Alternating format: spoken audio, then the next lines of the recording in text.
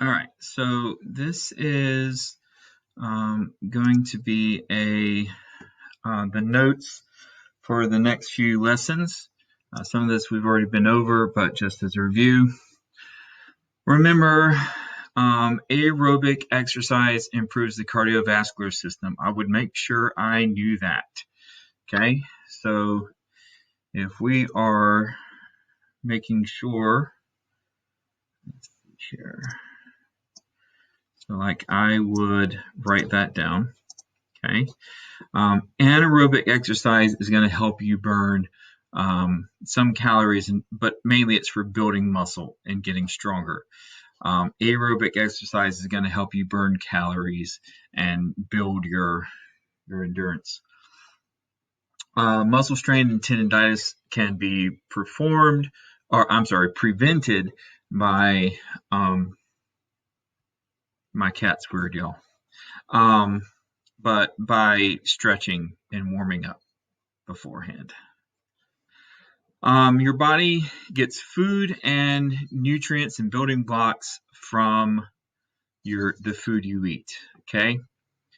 Food is generally scientifically thought of as energy, and nutrients are all the things you need: the building blocks, the vitamins, the minerals, all that good stuff.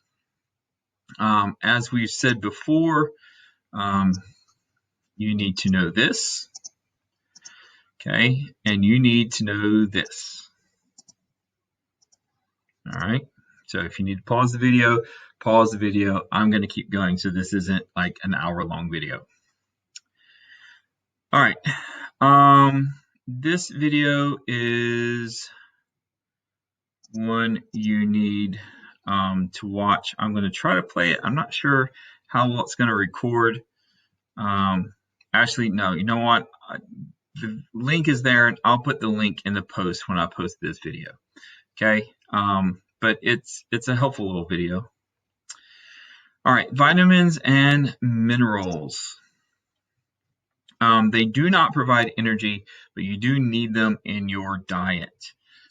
Some vitamins are produced in the body, and others must come from the food you eat. Those are the essential vitamins and minerals.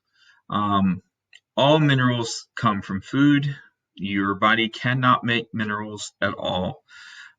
Too much or too little of a vitamin can cause health issues. For example, if you've ever watched a pirate movie and you hear them say, "Oh, you scurvy dog," what they're talking about is a disease called scurvy, and it's caused by too little vitamin C. Calcium and phosphorus are needed for strong bones and teeth. So is vitamin D. Vitamin D helps your bones absorb the calcium. Potassium and sodium are needed to help muscles and nerves work. That's a form of active transport called the sodium-potassium pump. And the energy created by those ions moving through the cell is what generates nerve impulses. All right, here's another video. Again, the link is there. I would watch that. All right, now these questions come from the actual state standards.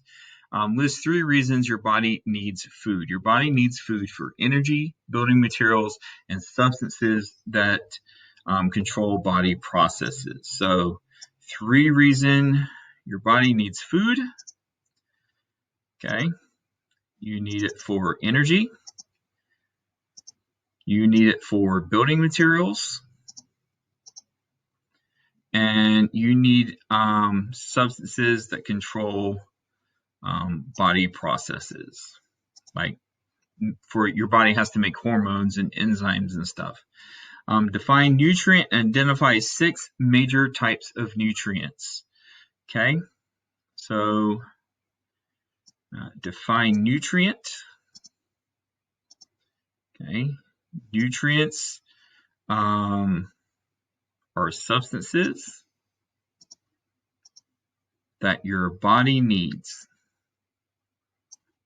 Okay. 6 major types of nutrients. So I'm going to choose a different color for this one. Okay. 6 types of nutrients are carbohydrates, proteins, lipids, H2O, minerals, and vitamins. All right. Here's another video. This is an older one, as you can tell just from that screenshot. But give it a watch. Let's see here. Again, these are from the state standards themselves.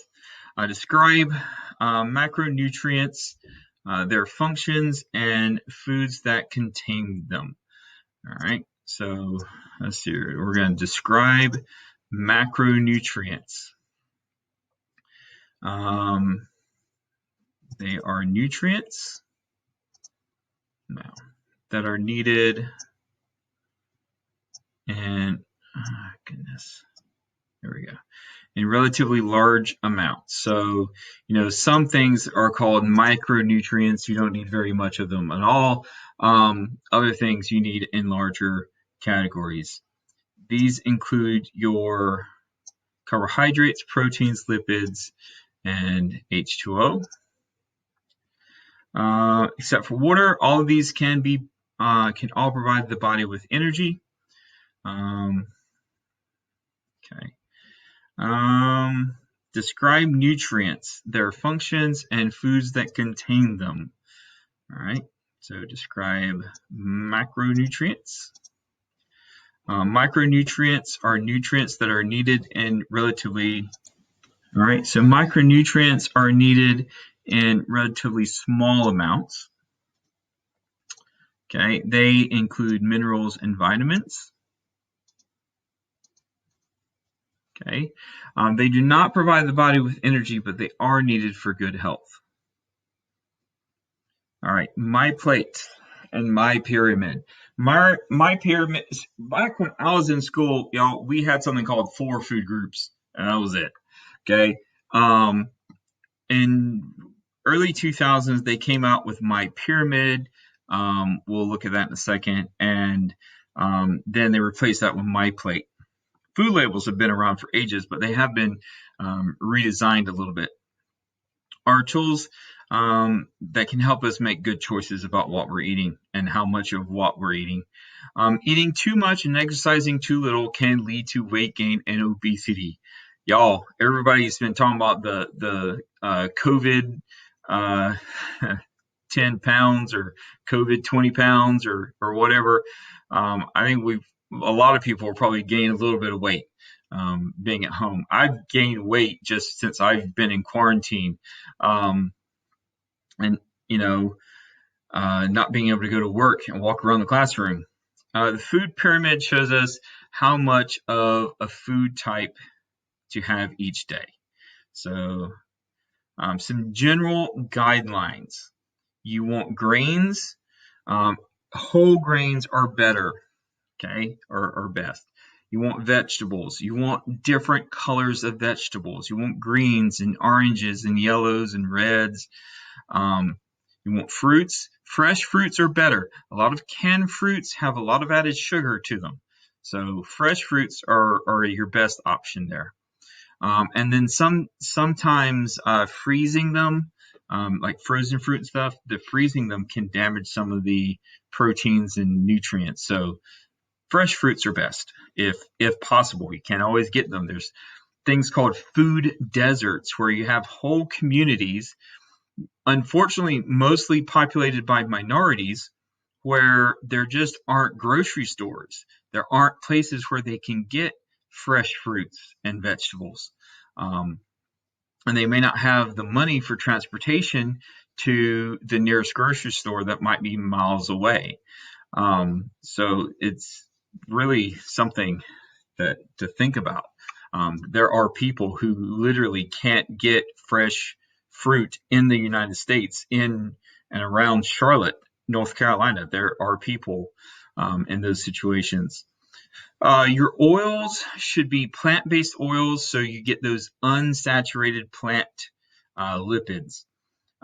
Dairy should probably, as much as possible, be low fat or no fat.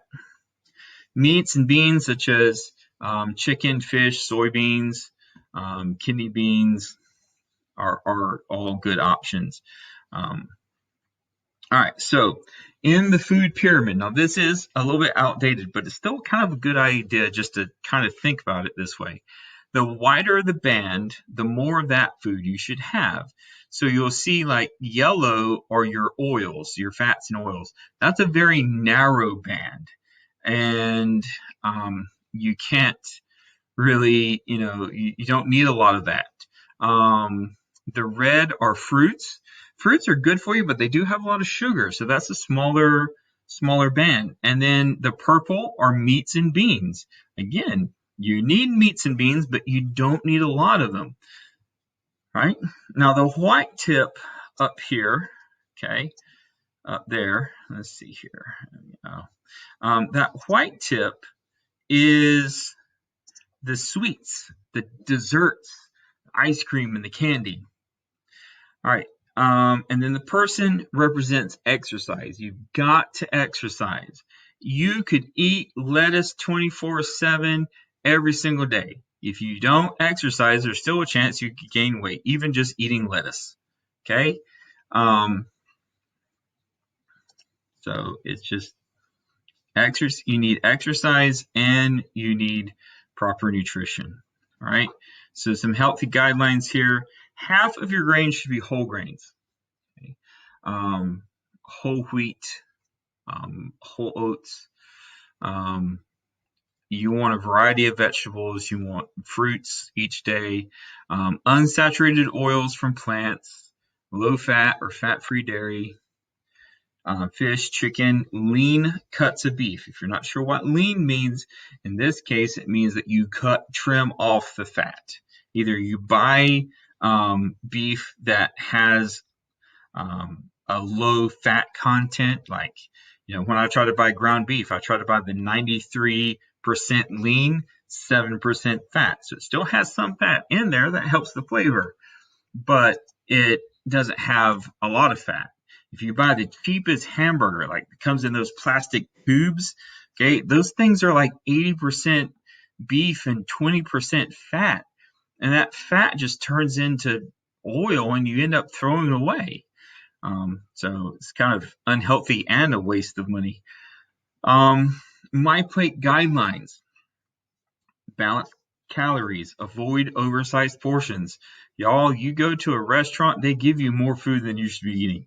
And I usually eat it. I'm not going to lie. I don't usually take a doggy bag home. But what I should do is I should probably divide everything in half and eat some of it there in the restaurant and take some home and have it for lunch the next day. Increased fruits, vegetables, whole grains, foods to reduce are high sodium or high sugar content foods. All right, so this is the MyPlate that replaced the MyPyramid in 2011. And so you can see they have you have a smaller portion for fruits and a smaller portion for protein. You have a larger thing for grains and a larger thing for vegetables, and then you have dairy as well. Okay, dairy doesn't have to be milk. It could be cheese. You put some cheese on your broccoli and kill two birds with one stone. But you should probably have more broccoli than cheese. Here's another video where they kind of do the MyPlate thing, and she makes cross lines of ketchup to show where she's going to put the food. And it's quinoa instead of rice. It's actually pretty good, but it's more of a whole grain than when you just buy white rice. All right. Nutrition labels. These things are kind of important to look at. Nutrition facts on there. They tell you what's in it. They probably have the ingredients on it. They have the calories per serving. And that's important because some things you look at it and there might be, you buy a 20-ounce Coca-Cola. There's like 2 servings in there. And so if it's 200 calories per serving, and there's 2 servings, that's 400 calories. Take a look at Pop-Tarts sometime, man. I like Pop-Tarts. I actually like the generic store brand Pop-Tarts better than the brand name Pop-Tarts. I don't know why, I just do. Probably more sugar in them or something. But if you look at Pop-Tarts, you get the package, there's 2 Pop-Tarts in there. Well, guess what? Every individual Pop-Tart, not package. Each Pop-Tart is 200 calories. So if you eat 2 Pop-Tarts in the morning, that's 400 calories. That's a whole meal, and it's like all sugar and carbs. That's going to be gone in like an hour, and then you're going to be hungry again anyway. So that's why in the commercials, they always say a part of a balanced breakfast, okay? Part of a breakfast. So you need, maybe have 1 Pop-Tart and some fruit, some oatmeal or something. So you've got the serving size and you've got the calories. That's important. If it has more than 5% of the daily value, that's over here in the purple, that's the daily value, then it's considered to be low in that nutrient. So the doctor tells you to increase your, your protein. Okay. If it says that it has less than 5%, then that's not going to be a good food for increasing that nutrient. Healthier foods are, of course, lower in fat and sodium. Healthier foods are high in fiber and higher in protein. If the daily value is 20% or higher, then we would say that is a high nutrient content. So, for example, this product, whatever it is, serving size is 1 cup. The container has 2 cups in it, so that's 2 servings. Each serving has 260 calories, or maybe that's 250 calories, I think. Okay, that's per serving. So if you eat the whole container, that's 500 calories. All right, and now each 1 cup serving has 2% of your vitamin C. So that means it is low in vitamin C. Okay. But it has 20% of calcium, so it's high in calcium. All right. You should try to get an hour of physical activity just about every day. Okay. I would say 20 to 30 minutes a day, and then by the end of the week, you've got a good amount. Obviously, if you're trying to lose weight, you want a little bit more. If you're trying to build endurance, you want to increase each day a little bit. Your body converts unused energy into fat for storage. Whether it's protein or carbs or fat, it can get turned into fat and be stored. Having a high percentage of body fat is called obesity. You hear that number or that term a lot. You hear it associated with BMI. Be careful with BMI because it was never meant for individual people. It was meant to measure the health of a city or something. Okay. But obesity is a growing problem around the world. As you know, McDonald's and Burger King and places like that have spread over the world. More and more places are having problems with obesity. America is really a big problem. In fact, some studies suggest that your generation may be the first generation to have a lower life expectancy than your parents. Every other generation, the life expectancy of the children has been longer than the parents. Okay, but again, as people get more access to conveniences, they eat more junk food. But going back to those food deserts, okay, if you have a choice between riding a bus for 3 hours round trip so you can get some fresh vegetables for your family, or maybe taking a short walk down to the Dollar General and buying them some hamburger helper or something like that. Not knocking it, I don't mind hamburger helper, okay, but that's what you can get, so that's what you feed your family. And then you might have some health problems there, okay? And everybody does it, right? I ain't trying to trash talk anybody. And what I'm trying to say is there are places, these food deserts, where it is harder for people to make good choices. And if you watch the health experts where they're talking about, oh, eat kale and eat this, and quinoa costs more than rice. Plain and simple, it does. Okay, so kale costs more than lettuce. So even if you like those foods, even if you want to eat those foods, some people can't afford them. Okay, so that's just another one of those things that society has to start figuring out. Weight gain can be caused by lifestyle and non-lifestyle problems. There are some people that have metabolism issues. They were born with these issues. There's nothing they can do about it. And they're going to gain weight no matter what they do. Okay. But the other side of that is sitting on the couch eating Cheetos for 6 hours a day while you play Fortnite. That is going to, cause weight gain. That is a lifestyle choice, buddy. All right. Being overweight, regardless of why you're overweight, can cause problems like diabetes, high blood pressure, high cholesterol, arthritis. Some cancers can be caused by it. Shorter lifespans. So, again, I keep saying it, the more fit you are, the more fit every part of your body is. All right, the MyPlate helps to make nutritious things. MyPlate diagram shows how to balance food. So let's see here. How does MyPlate help make good food choices? Okay. It is a diagram that shows, how to balance foods in each meal. Okay. It shows the relative amounts of the 5 food groups that you should be eating.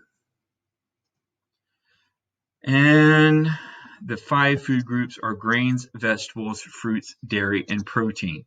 Please note, nothing is in there about sugar. Okay, there's nothing in there about cake or ice cream or any of those things. Those are sometimes foods that you eat sometimes. And again, there's the MyChart diagram. All right, food levels, things that food labels tell you. This is all part of the state standards that you need to know. The serving size tells you how much food you should eat to get the nutrients. Okay, so serving size tells you how much you should eat. All right, the calories in one serving, how many servings there are, is on there. Let's see here. The percent daily value shows what percent of the daily needs for a given nutrient that the food provides. Okay. That's what percent daily is. A food is low in the nutrient if it's less than 5%, and it is considered high in the nutrient if it's above 20%. The listed first main ingredient is in the greatest amount. My mom had a rule when it came to buying cereal. She would always tell us, we'd go shopping with her, and we'd be looking at cereals. And I was looking at the Captain Crunch, the Honeycomb, the Sugar Smacks, all these things. She would say if the first 3 ingredients are sugar, she would not buy it. Okay? And that was her, because she knew if the first 3 ingredients was sugar, then that was the prevalent thing in it. It was mainly just sugar. So I didn't get a whole lot of those growing up. I got some here and there. This is Dr. Oz. Look, y'all, I know it's unpopular. I'm not a big fan of Dr. Oz. But in this case, he explains some of the more recent changes to food labels. So again, the link is there. You can pause and look that up if you need to. All right, why you must balance food with exercise to maintain a healthy weight and avoid obesity. Okay. Simple thing is, the more everything you eat has energy in it, and if you don't burn that energy, your body is going to store it. The human species has spent 3 million years evolving to survive. And part of that evolution is storing energy in case there's a famine. Okay, if there's a long period without food, the fat is there to keep you alive. However, most people in the world don't have that problem anymore. So we need to exercise to burn off those calories. We're not running after woolly mammoths or away from saber-toothed tigers anymore. So we have to find other ways to exercise. Okay. So physical activity helps you use up those extra calories. Okay. Physical activity helps you use extra calories. So, back when I went to the gym a lot, I would always ask myself, is this Pop-Tart worth an hour on the treadmill? Is this oatmeal cream pie worth an hour on the treadmill? And it wasn't, because, an oatmeal cream pie is like 200 calories. If you get the small one, it's like 400 if you get the double decker. Don't ask me how I know so much about oatmeal cream pies. Anyway, if you're not willing to spend the time on the treadmill or jogging or walking or whatever, then maybe you don't have that, unless it's a once in the blue moon treat. Okay. You should try to get at least an hour of exercise each day. Exercise also strengthens bones and muscles and helps improve your mood. Okay. People tend to feel better after exercise. It strengthens bones and muscles. Muscles might be obvious to you because you're exercising. Of course, it's going to make your muscles stronger, but it strengthens your bones too. The impact, okay, the impact of running and jogging, your body says, "Oh, wait, I'm going to need stronger bones if we're going to be doing this mess." Right? And so then your body strengthens those bones. As astronauts have to exercise in space, because otherwise their body will lose some of that bone density. Okay. And then we go into digestive system. That's just kind of an overview. I'm going to end here for the video. All right. So I hope this helps. Remember, you just need to copy down the yellow, maybe a little extra, to here and there, but copy down the yellow. That's your notes for 4.6 through 4.10. All right. Stay curious.